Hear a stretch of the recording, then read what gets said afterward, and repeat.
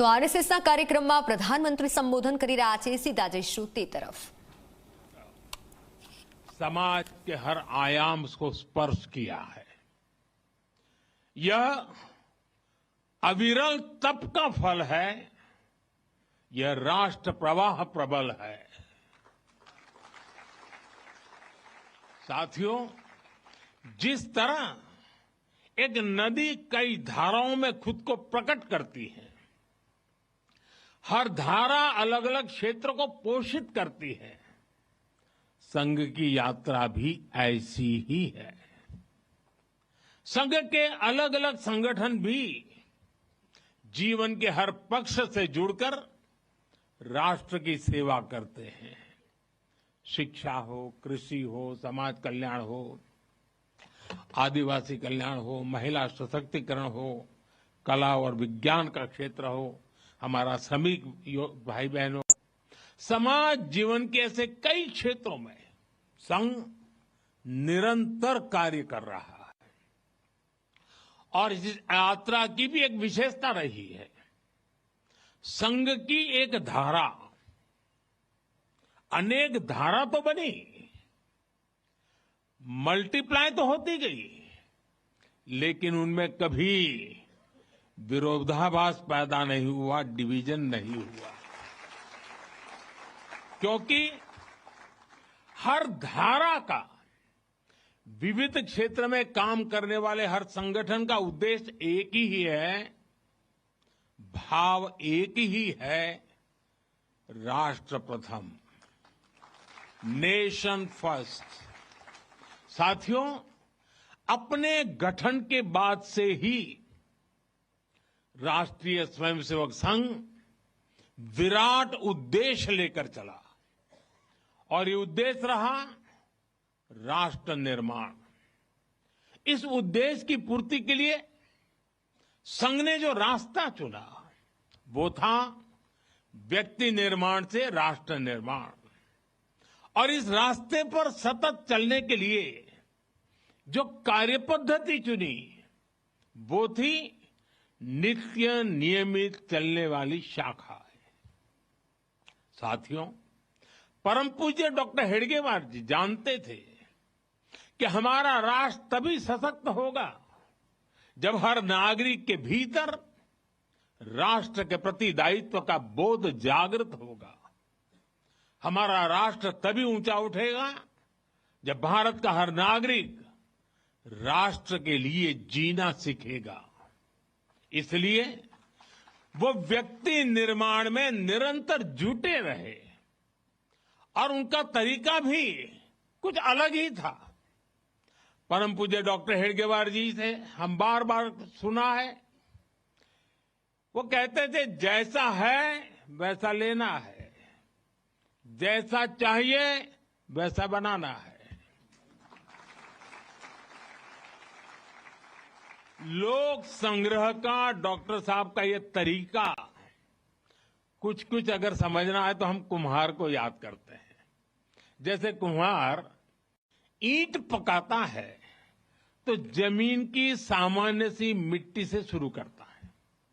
कुम्हार मिट्टी को लाता है, उस पर मेहनत करता है, उसे आकार देकर तपता है, खुद भी तपता है, मिट्टी को भी तपाता है, फिर उन ईंटों को इकट्ठा करके उनसे भव्य इमारत बनाता है। ऐसे ही डॉक्टर साहब बिल्कुल सामान्य लोगों को चुनते थे, फिर उनको सिखाते थे, विजन देते थे, उनको गढ़ते थे। इस तरह वो देश के लिए समर्पित स्वयंसेवक तैयार करते थे। इसलिए संघ के बारे में कहा जाता है कि इसमें सामान्य लोग मिलकर असामान्य अभूतपूर्व कार्य करते हैं। साथियों, व्यक्ति निर्माण की ये सुंदर प्रक्रिया हम आज भी संघ की शाखाओं में देखते हैं।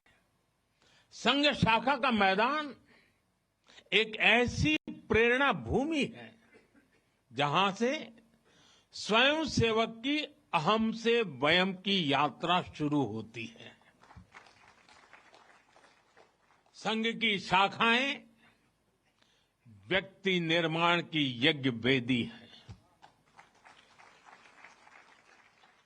इन शाखाओं में व्यक्ति का शारीरिक, मानसिक और सामाजिक विकास होता है। स्वयंसेवकों के मन में राष्ट्र सेवा का भाव और साहस दिन प्रतिदिन पनपता रहता है। उनके लिए त्याग और समर्पण सहज हो जाता है। श्रेय के लिए प्रतिस्पर्धा की भावना समाप्त हो जाती है और उन्हें सामूहिक निर्णय और सामूहिक कार्य का संस्कार मिलता है। साथियों, राष्ट्र निर्माण का महान उद्देश्य व्यक्ति निर्माण का स्पष्ट पथ और शाखा जैसी सरल, जीवंत कार्य पद्धति, यही संघ की 100 वर्षों की यात्रा का आधार बने हैं। इन्हीं स्तंभों पर खड़े होकर संघ ने लाखों स्वयंसेवकों को गढ़ा, जो विभिन्न क्षेत्रों में देश को अपना सर्वोत्तम दे रहे हैं, देश को आगे बढ़ाने के लिए निरंतर प्रयास कर रहे हैं। समर्पण से, सेवा से और राष्ट्र के उत्कर्ष की साधना से। साथियों, संघ जब से अस्तित्व में आया, संघ के लिए देश की प्राथमिकता ही उसकी अपनी प्राथमिकता रही है। इसलिए जिस कालखंड में जो बड़ी चुनौती देश के सामने आई, संघ ने उस कालखंड के अंदर अपने आप को झोंक दिया। संघ उससे जूझता रहा। आजादी की लड़ाई के समय देखें तो परम पूज्य डॉक्टर हेडगेवार जी समेत अनेक कार्यकर्ता ने स्वतंत्रता आंदोलन में हिस्सा लिया। डॉक्टर साहब कई बार जेल तक गए। आजादी की लड़ाई की कितने ही स्वतंत्रता सेनानियों को संघ संरक्षण देता रहा। उनके साथ कंधे से कंधा मिलाकर काम करता रहा। 1942 में, 1942 में जब चिमूर में अंग्रेजों के खिलाफ आंदोलन हुआ, तो उसमें अनेक स्वयंसेवकों को अंग्रेजों के भीषण अत्याचार का सामना करना पड़ा। आजादी के बाद भी हैदराबाद में निजाम के अत्याचारों के खिलाफ संघर्ष से लेकर गोवा के स्वतंत्रता आंदोलन और दादरा नगर हवेली की मुक्ति तक संघ ने कितने ही बलिदान दिए और भाव एक ही रहा, राष्ट्र प्रथम।